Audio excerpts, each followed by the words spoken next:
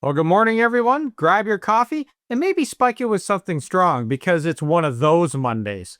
Trump got booed, the conservatives implode, and the Democrats found a way to lose momentum even in victory. So Trump walks into an NFL game expecting cheers. And what does he get? He gets booed so loud it could drown out the national anthem. The man's ego took a harder hit than the Commanders' quarterback. Meanwhile, in Canada, Conservative MP Chris D'Entremont crossed the floor after party leadership literally barged into his office yelling at him. Poilievre's team acting like frat boys at last call. And the Dems? Well, they just gave Trump another free pass in Washington. Welcome to Monday, where the only people having a worse day than Trump are the conservatives trying to pretend they still have a party. Donald Trump became the first sitting president in 50 years to attend an NFL regular season game. And the crowd reminded him why that's usually a bad idea. Thousands of fans booed, jeered, and chanted while he awkwardly read an oath to the troops, which is ironic given that he spent most of his presidency attacking them on Truth Social. Fox gave him 10 minutes of airtime in the broadcast booth to talk about his high school football career, where he admitted he never scored a touchdown, so he was honest for once. Then he started bragging about how the Commanders' new stadium might be named after him. Imagine it, Trump Field, where the job losses and the medical premiums just keep on coming. And get this, he left early. The boos outlasted him. Now that's poetic. Meanwhile, back at home, conservatives are having their own meltdown. Nova Scotia MP Chris D'Entremont officially crossed the floor to join the Liberals. And his story sounds straight out of a toxic workplace seminar. He says Andrew Scheer and Chris Warkentin barged into his office, nearly knocking his assistant over, yelling that he was a snake. He says the party felt like a frat house, which explains their policy. It has the depth of a ping pong table. 2 MPs gone in 1 week. One joins the Liberals, another just quits politics entirely, and insiders say 3 or 4 or more are ready to jump ship. When your caucus starts looking like a game of musical chairs, it's a little hint. The music's about to stop. And Poilievre's leadership style, it's the gift that keeps on alienating. Even his own MPs were hiding his face on campaign posters. That's never a good sign. When your team treats you like Voldemort, he who must not be seen, well, you know what? You've got a problem. It's no wonder MPs distance themselves from PP. Just check out this statement from the Office of the Official Opposition about Chris D'Entremont. Chris D'Entremont, who established himself a liar after willfully deceiving his voters, friends, and colleagues because he was upset he didn't get his coveted deputy speaker role, is now spinning more lies after crossing the floor. That's what a spokesperson from the Office of the Leader of the Official Opposition told CBC. He will fit in perfectly in the Liberal caucus, he said. Chris D'Entremont, who established himself a liar. Every word drips with insecurity. Right? That line alone tells you everything about the state of that party. It reads like it was drafted by a Fox News intern after 5 cans of Red Bull. Calling a sitting MP a liar because he left the party? That's the sound of a party losing control. And while Poilievre's people were busy typing insults, the RCMP had to open an investigation into online threats against D'Entremont. Just let that sink in. Threats right after his statement went out. The tone is pure MAGA. Intimidation, rage, and zero accountability. You can almost hear the echo. Lock him up! D'Entremont says he left because the party felt like a frat house. And you know what? With that response, they proved him right. It's like Poilievre studied Trump's greatest hits and said, copy all, send. And judging by that statement, he hit repeat a few too many times. Here's a message to the calm and measured crowd. If your office memo reads like a MAGA tweet and the cops get involved the same week, you're not winning hearts and minds. You're confirming the problem. But here's what they don't get. Canadians aren't buying it. We're tired of American-style smear politics and online mobs.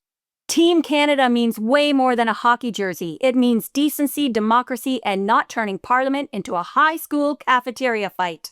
So, Chris D'Entremont, welcome to the side that still believes in governing. And to the rest of the so-called frat boys, maybe trade the beer pong for policy, because this isn't politics, it's petty, and it's dangerous. Now, let's head over to Washington. Democrats almost did something smart. Well, until they didn't. Yep, the Senate finally voted to end Trump's record-breaking government shutdown. But to do it, 8 Democrats joined Republicans and got basically nothing in return. That's right. They reopened the government without securing healthcare extensions or permanent relief for workers. They just had massive wins in New York, New Jersey, Virginia, California. Voters turned out, MAGA candidates tanked, and the polls showed that most Americans blamed Trump for the shutdown. They had every card in their hand, Dave. I know. All they had to do was hold the line for one more week. Let the pressure build, let people see what Trump's shutdown actually meant. Grounded flights, unpaid workers, food aid suspended. The public were already on their side. Instead, 8 Democrats broke ranks and voted with Republicans to bail Trump out. No healthcare guarantees, no worker protections, no deal concessions. Just a premature peace deal to get things moving again. The 8 were Durbin, Fetterman, Cortez Masto, Rosen, Hassan, Sahin, Kane, plus independent Angus King. Their case? Stop the harm now. Reopen the government. Rehire people that were fired. Get back pay moving. And force a separate December vote on healthcare. No guarantee on subsidies, just a promise to hold the vote. As if they'd ever get anything from Trump. The party is full of con men. They can't be trusted. So why? What's the real motive here? Or are they just that naive? Look, I'm no psychiatrist, but this is just plain stupid. The Democrats had Trump cornered. The public blamed him for the shutdown. The polls were in their favor, and even Republican senators were sweating. All they had to do was hold the line for another week. 1 week to let the MAGA followers see the damage Trump is willing to do. Instead, they cracked. They told themselves they were being responsible, reopening the government, getting paychecks flowing, proving they could rise above the chaos. They surrendered the one thing they had, leverage. They keep mistaking surrender for maturity. And trusting Trump to keep a promise? Come on! This is the guy who stole from his own charity, ran a fake university, stiffed contractors, bragged about dodging taxes, buried classified documents in a golf closet, and called it all smart business. He lies for sport and scams for profit, and they still thought this time he'd play fair. Lindsey Graham basically said out loud that they had no plan to vote on health care. So either they're hopelessly naive or someone made sure it was worth their silence. So what's the real reason here? Were they terrified of bad headlines, or did someone dangle something shiny to keep them quiet? I'm not saying there was a payoff, but whatever it was, it worked. Because 8 senators just threw away the only leverage they had against a man who lies as easily as he breathes. And now he gets to claim victory. Again, thanks to the people who should have known better.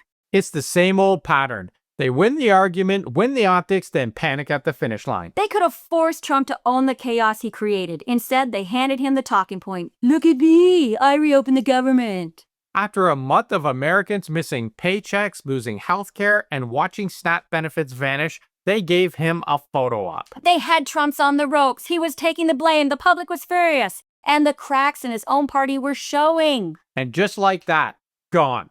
Momentum, leverage, public sympathy, all traded for another round of bipartisan unity.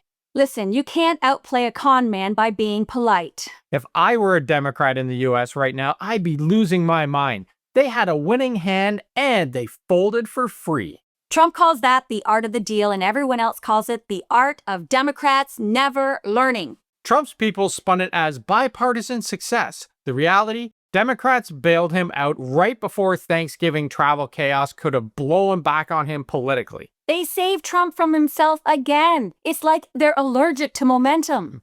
The Senate should have let the pressure build. Instead, they folded as SNAP benefits were just getting slashed and Americans were starting to realize who caused it. It's a classic Dem move. Bring a white flag to a knife fight. So to sum it up, Trump got booed in his own capital, Poilievre's losing MPs faster than he can yell freedom, and the Democrats missed another open goal.